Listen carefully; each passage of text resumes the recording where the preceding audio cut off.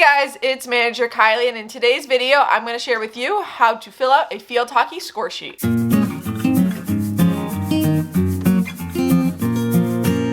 today I'm going to go through some of the basics of filling out the field hockey score sheet. This is the NCAA score sheet. I just printed it off online. You can also get it in like a book form. I will say this one has two sheets. It has one sheet that's more of a scoring summary, a little bit more details on stats. I'm only going to point out a few different things on that, but I will go into full detail on the initial scoring sheet and how to fill out everything you know, especially if this is your first time scoring a field hockey game. I'll give you all the details you need to know and kind of a better understanding of what some of the words I'm using are. But if you guys are interested in more sports administration content just like this, definitely subscribe button, turn the bell to get notified every time I upload, as I post a new video every single Wednesday at 2 p.m. Eastern Time. And definitely check out the iCard. I will have some other field hockey related videos and scoring related videos for you to check out if you're interested in learning more both about the sport of field hockey or scoring for other sports. So now we're going to dive in and learn how to score for field hockey. So here's the field hockey score sheet. I will say this bottom section is exactly the same as this top section. It literally just repeats one for each team. So I'm only going to do stuff on this bottom section, just make it easier for you to see. It's literally the same, you just depending on which team is on top versus on bottom. So the first things you're going to mark are your team. So this could be the home team. You're going to mark the division, so 1, 2, 3. If you're using this for high school or anything, you might have different numbers for the divisions, but we're just going to say it's Division 2. And then you're going to put the score that's going to be relevant more at the end. You could also put their record there. Field, this is whether or not you're playing on artificial turf or grass. We're going to say you're playing on turf. And then the other things you might want to mark are, this is if timeouts are taken, so you don't really have to worry about that right now. Then you have your shots and then your scoring summary.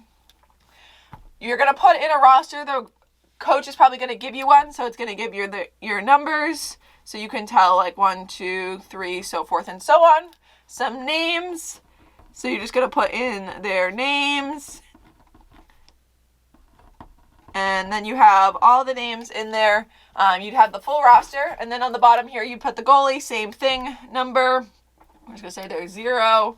We're going to say their name is M. So you have everybody's names listed, numbers. That's before the game even starts. Once the game starts, you're going to be keeping this in sets of the half. So you're going to mark, okay, if any sort of shot happens. So this is a shot onto the net. You're going to mark any sort of shot. You can just put tally marks, and then you could total them up at the end. So you could say, okay, they got 2, 3, and then you'll be able to total them up at the end. You'll do this for each period. Mark all the shots. The summary over here is more what happens. So if they have a goal, you can give them a tally mark for a goal. This is for assists. So you might want to say Mark scored the goal, Joe had the assist. The P is for any sort of penalties they had. So you can just mark that here. And then a DS is for a defensive save. So if for some reason the defense is the person that gets in the way of the net and stops the ball from going in, that would be a defensive save instead of a goalie saving it. Down here, you're going to mark the amount of time the goalie's in. So if you do switch goalies, you would put the amount of time. If not, it's the entire game. You'd put all the different saves they had for each of the periods. A GA is another important thing to mark. This is if there's any sort of goals that happen when they're not in the net. So if for some reason you pull the goalie so that you can play up a man, anything like that, that would be on here. It just doesn't count to the goalie's numbers. And then you also would mark the amount of time that they spent out of the net right there. Penalty corner, so any sort of penalty corner that happens in the game, you can mark the amount of them that happen through everything so that you have a total. And then as easy as that, all you do at the end is just sign the umpires' names so that they check the score sheet. So that's pretty simple for the main score sheet. This score sheet makes it look a little bit more complicated, but this is really just a summary sheet from that sheet. So one important thing to understand is that basic score sheet gets you everything you need to know to score the basics parts of the game, but you're going to also have this. So what this is you're going to do the team. So we're going to have the home team, and this is a lot of times done after the game. So you'd have who scored all the different goals. So from our other one, we'd be looking and we'd say we had Mark scored a goal. We had Joe had one. So you would say who scored. You'd put who had the assist. So for Mark's goal, it was Joe. You'd put the period, so when this happened in the game. So we could say, first period, the amount of time left.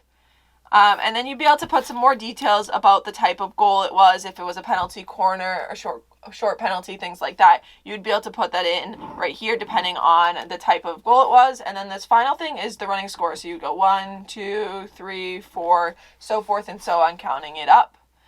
This bottom section right here is statistics. So you'd be able to keep track after the game, how many shots there were, how many goalie saves there were for each period. So you could even do this during the game if you wanted to.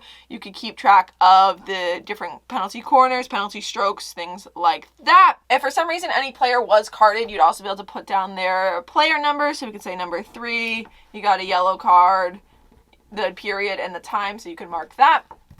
This bottom section right here shows the goalies, so saves, a number of like other goals that they had when they weren't actually in net, their save percentage, minutes, and there are calculations on the NCAA's website on how to, this is their goal average and like their goal save average. For here, you can also keep track of any penalty strokes. So if for some reason you need to go to a penalty stroke off, you would keep track of it here. So you put the player numbers and then you check it off if they've stroked. This allows you to keep track if there is a penalty shootout at the end of the game, who won. So you'd have one team down here, and then you'd have one team on the top half of this page, just to keep track of the different information that's happening. This sport is pretty easy to score. There's not a ton of things that happen. I would definitely recommend learning the rules of the sports before trying to score it, just so you understand some of the terminology, what a penalty stroke is, what a penalty corner is, some of that. Even if you just watch a few games, it would definitely help you better understand the sport. But if you have any questions about anything I mentioned, if you want to see anything in more detail, just definitely let me know. I hope you really enjoy scoring field hockey. I think it's a really fun sport to watch. I've played it for many years, and I hope you have fun trying to score the sport. So I hope you guys found this video helpful. Again, like I mentioned before, if you have any questions, please let me know in the comments down below. If you want to know any more information that I might have skipped over, or if I skimmed over some part, definitely let me know. I'd be happy to give you some more detailed information on a certain section. But I hope you guys enjoyed watching, and I will see you guys next Wednesday.